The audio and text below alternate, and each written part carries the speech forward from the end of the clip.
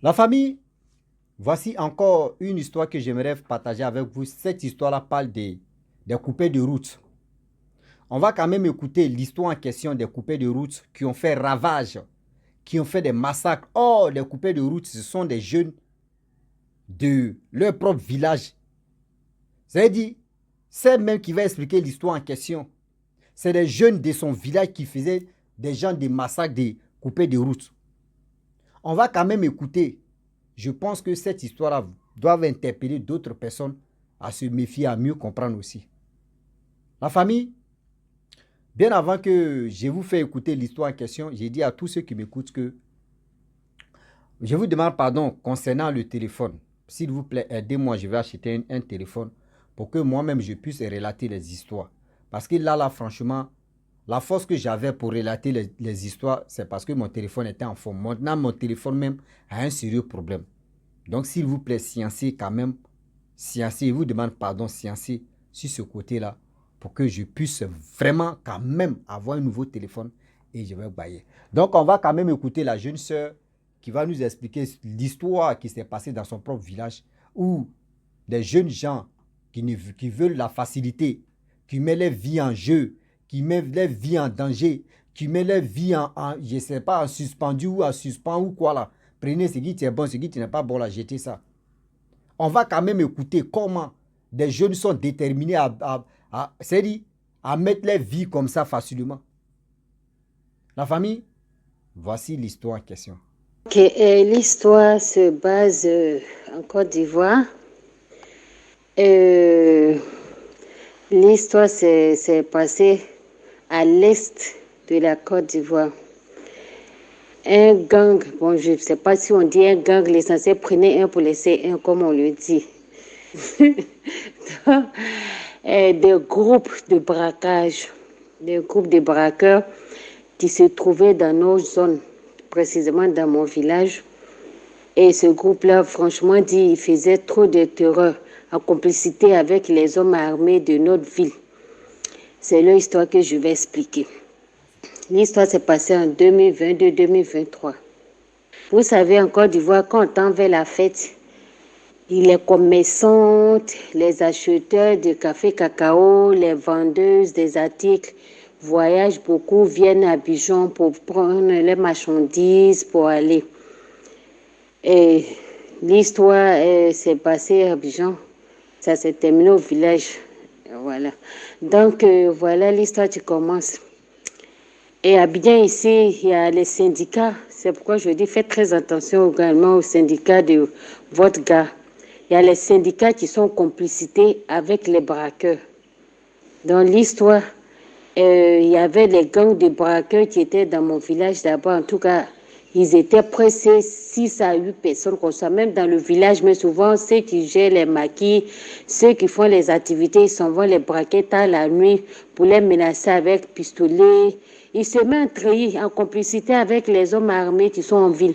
Ils viennent prêter leurs calous 12, leurs pistolets, leurs couteaux, tout ça là. Quand l'agent vient, eux aussi, ils ont les pas.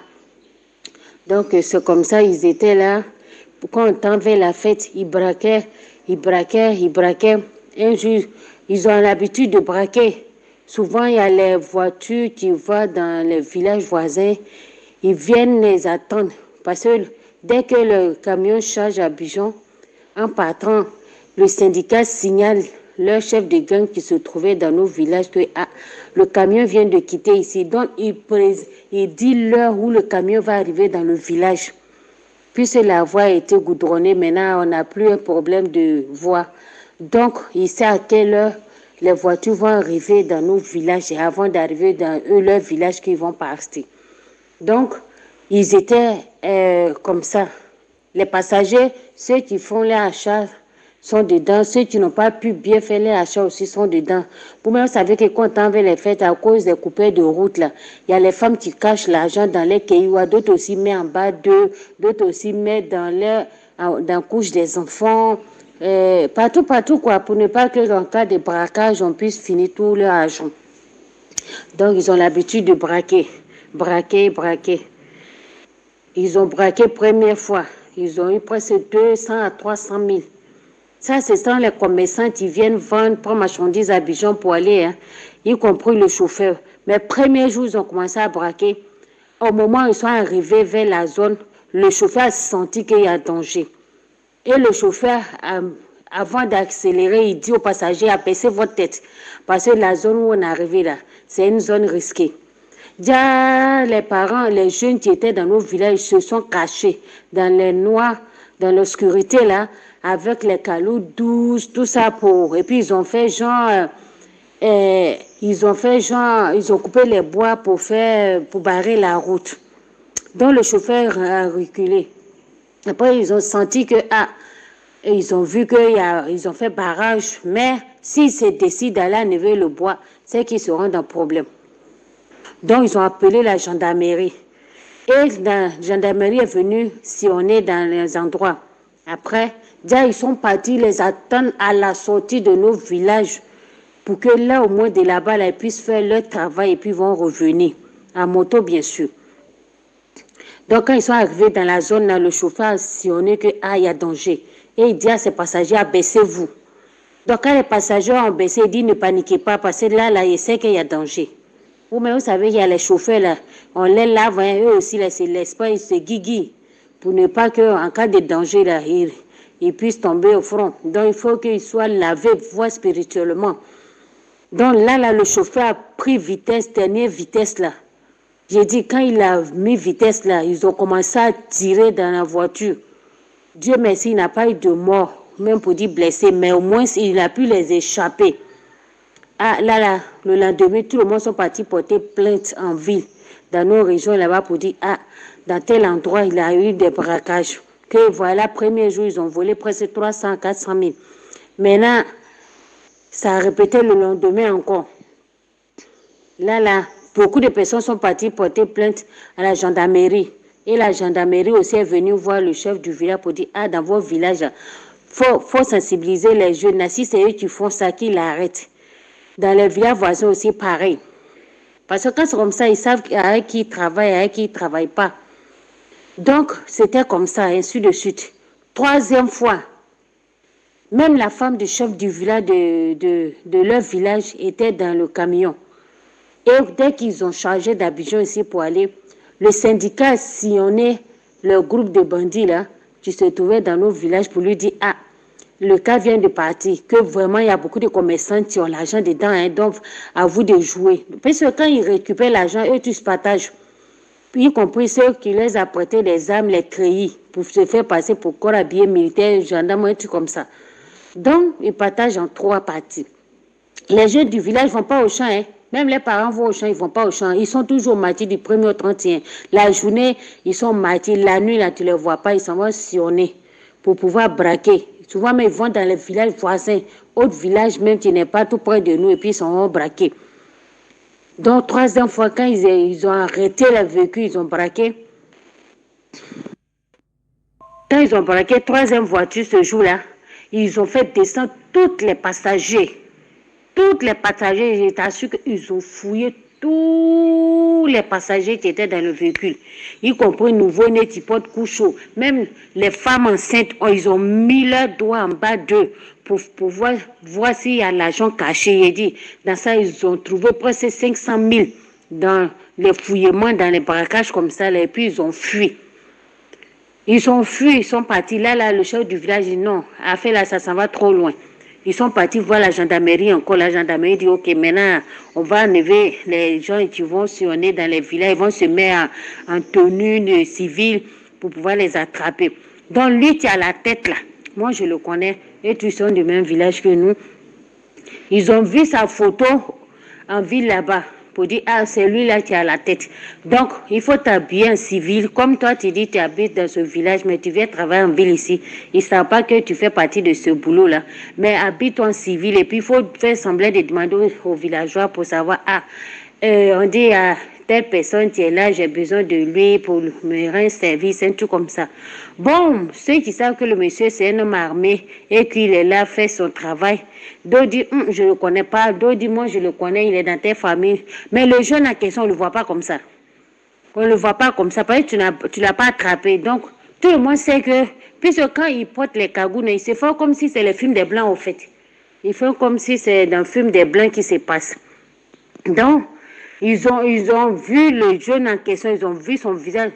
Les agresseurs ont remarqué son visage. Toi-même, vous connaissez dans le commissariat, les gens dessinent pour voir, de la manière tu décris la personne, voilà la personne, c'est comme ça la personne est. C'est là, ils vont dire, oui, effectivement, c'est comme ça la personne est. Et c'est selon les dessins dessinés qu'on puisse attraper la personne. Donc, c'est comme ça, ils ont fait jusqu'à le monsieur en question, comme il a passé ce concours de police et gendarme là, il l'a fait dans nos villages là-bas. Donc, on dit pour voir son travail bien fait, il faut qu'il attrape ce chef de gang là pour qu'on sache que son travail, il prend ça au sérieux. Et le gars a dit, si mon patron, mon supérieur me lance ce défi, moi aussi je vais faire ce travail. Et c'est ce défi-là que le monsieur a mis la main sur le jeune en ville même où les gens ont porté plainte là. C'est là-bas ils ont attrapé le jeune. Comment il a fait pour attraper le jeune? Parce que si on l'attrape là, c'est évident qu'il va dénoncer les autres. Donc, et le gars a appelé le jeune pour dire, trouve-moi dans tel endroit que toi et moi on a un business.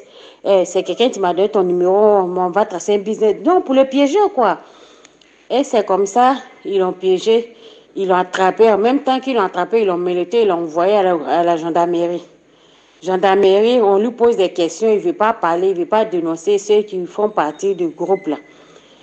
Donc, vous-même, vous savez que quand on t'interroge là, ils vont te répéter, ils vont essayer de te blaguer pour dire si tu ne les dénonces pas, et les autres seront en liberté, toi, ceux qui seront en prison, donc il faut les dénoncer. Donc, quand on voyait que maintenant c'était fort là, il est obligé de les citer. Maintenant, ils sont partis avec lui dans le village.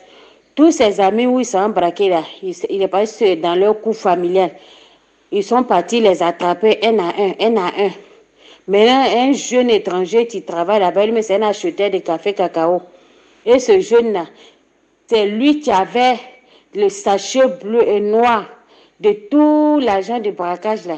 Il était dedans. Quand ils ont attrapé le gars et puis ils ont pris le sachet noir là, presque 4 millions, je te dis, presque 4 millions qui étaient dedans. Et puis, ces 4 millions-là, ils ont saisi les 4 millions, y compris le jeune en question. Et on les a envoyés en prison. C'est évident qu'on va les juger. Mais comme aussi il y a d'autres, ils ont les bras longs dedans, on les envoie en prison de Boaké. Vous-même, vous connaissez, on les a dispersés au fait. Ils ont envoyé 2 groupes en prison de Boaké. D'arriver là-bas, il y a... Toi-même, tu sais que prison de Boaké, là, ils vont bien te corriger. Donc, dans ça, là, il y a d'autres qui ont été enfermés dans une autre ville, en prison d'une autre ville. Mais on leur demande, qui vous fournissez des armes? Il dit non, que c'est les armées, c'est les hommes armés de ce pays qui les donnent, mais il ne veut pas les dénoncer. Puis c'est eux-mêmes qui leur donnent les treillis, mais quand on les attrape, là, faut pas, ils vont prononcer leur nom même pour dire qu'ils font partie. Donc c'est comme ça, l'histoire continuait. Jusqu'après ces 2 à 3 mois, ils ont libéré le chef de gang. Ils ont libéré, sa maman pleurait, sa famille pleurait, c'est lamentait. Tout le temps, elle est à l'église pour dire mon fils n'a rien fait, il n'a pas fait ceci, cela. Donc ils ont libéré ceux qu'on peut les libérer. Je t'assure que quand on les a libérés, automatiquement ils sont revenus, ils ont repris encore. J'ai dit dans le village, ils traumatisaient les villageois. Il y a une tante qui vend boisson. Ils sont venus dans sa maison à 1h, 2h du matin, sauter par sa fenêtre pour dire donne toutes tes économies de boisson, sinon on va te tuer. Si tu as parlé, tu es foutu. Comme ça, ils ont vidé tout l'argent, bénéfice de la tante. Ils ont tout pris. Les villageois ne pouvaient pas dormir. La nuit, là, on les agresse. Qui va dire qu'on va prendre une décision et puis on va surveiller le village? Il n'y a pas. Et c'est à la police, à la gendarmerie, seulement on fait passer l'annonce. Maintenant, quand on les a attrapés 2e fois, là, on les a mis en tôle. Et depuis là, ils se sont calmés, mais ils vont loin pour aller faire l'agression, surtout quand on veut les fêtes là. Donc mon message que je voulais annoncer, faire passer, c'est de faire très attention quand vous voyagez, que le syndicat en complicité avec vous et qui cause avec vous, il tire votre attention. Faites très attention, surtout quand vous êtes en matière de commerce. Là. Faites très attention parce que ce qui demande, et que vous lui dites la vérité, oui, je fais les activités, automatiquement, il signale là-bas que, ah, moi, je fais telle activité, mais je n'ai pas mes marchandises, je m'en vais. Donc, il sait que cet argent est sur toi. Il sait que cet argent est sur toi parce qu'il y a d'autres, ça fait que d'autres, même maintenant, ils font ça sur mon nez. Ils gardent quand ils arrivent et puis ils récupèrent. Mais s'ils t'ont pris ton téléphone aussi, tu vas faire comment pour retirer ton argent? Donc, c'est pour dire de faire très, très attention sur les passagers qui voyagent, y compris les syndicats. Parce que franchement, dit, syndicat pas fini, ils l'ont pu l'attraper, ils l'ont arrêté. Parce que là, ils l'ont denacé. Ils lui ont dit que c'est lui qui fournit les informations d'abord, y compris un autre chauffeur. Parce que souvent, il y a les chauffeurs aussi qui sont complices. Donc, ça fait qu'il y a les gens, même quand ils prenaient le cas, mais ils avaient peur de prendre. Donc, faites très, très attention. Parce que complicité de braquage, là, beaucoup font partie des syndicats. Beaucoup font partie des chauffeurs aussi. Mais les chauffeurs, là, sont rares. Voilà, donc c'est un message que je voulais faire passer. Donc, que Dieu donne la vie à tous ceux qui voyagent. Si tu vois que le moment arrive et que tu peux voyager la journée, c'est mieux que de prendre le cas de la nuit. Voilà, donc, sur ce, merci.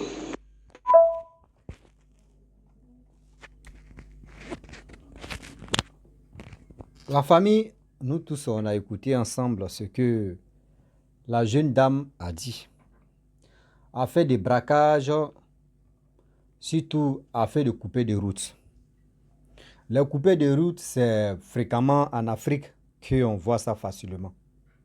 Oui, les coupés de route, c'est en Afrique même, on voit ça facilement. Ou tu vois telle personne. Il dit, moi, ils m'ont expliqué une histoire. Et l'histoire en question, ça parle de mon vieux père. Or, ce vieux père-là, il s'appelle Soufiana. C'est un gars, c'est un grand frère que j'aime beaucoup. Et il me considère aussi en tant que je suis son petit frère. Lui, il était chauffeur. À chaque fois, il empruntait la route que je ne vais pas dire le nom, de la Côte d'Ivoire, où, un moment, vous savez très bien, quand tu es gentil, souvent la gentillesse, c'est pas souvent, mais la gentillesse aussi sauve. La gentillesse même sauve même que la méchanceté. Lui, comment il fait? Quand il s'en va en brousse, ou soit il s'en va déposer des colis, ou soit des passagers à son retour, il peut voir ceux qui vendent des viandes de brousse. Lui, il peut acheter au moins agouti, rapami, ce qu'il peut acheter, il achète. Même régime de bananes. Or, sur la route, il y a un kiosman qui est là. Lui, il vend le café qu'on dit thé noir, etc. Lui, il aimait boire thé noir, express, tout ça. Donc, quand lui, il arrive, tout le monde, tous les convoyeurs, eux tous, les chauffeurs, quand ils arrivent dans ce coin-là, eux, ils garent pour prendre ce thé-là. Quelle que soit la nuit comme la journée, tu dois garer pour boire. Il ne sait pas quoi.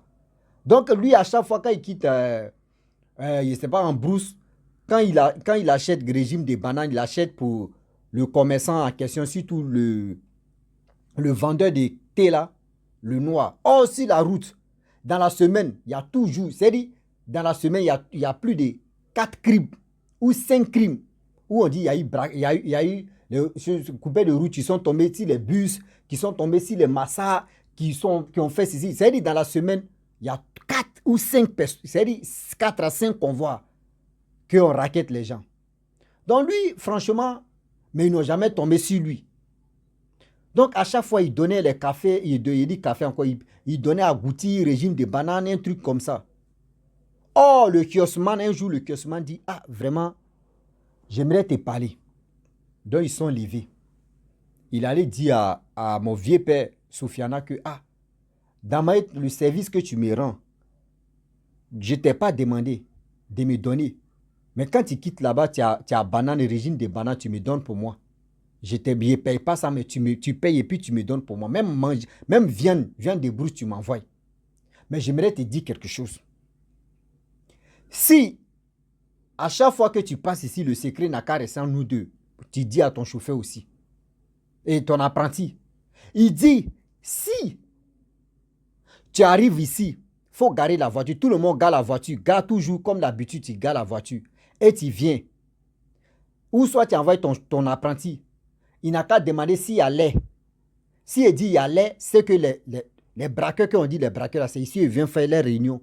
Au café, ici, les grains, c'est au café, eux, ils font les réunions. Donc, s'il dit il y a café, ceux qu'ils sont là, ils sont allés faire leur opération. Quelle que soit la journée comme la nuit. Mais s'il dit non, qu'il n'y a pas café, ou soit s'il dit il n'y a pas café, c'est que la voie est libre. Mais s'il dit il y a café, c'est que les gens sont là-bas. Il dit ah bon, il dit oui. Donc lui, il a remarqué ça.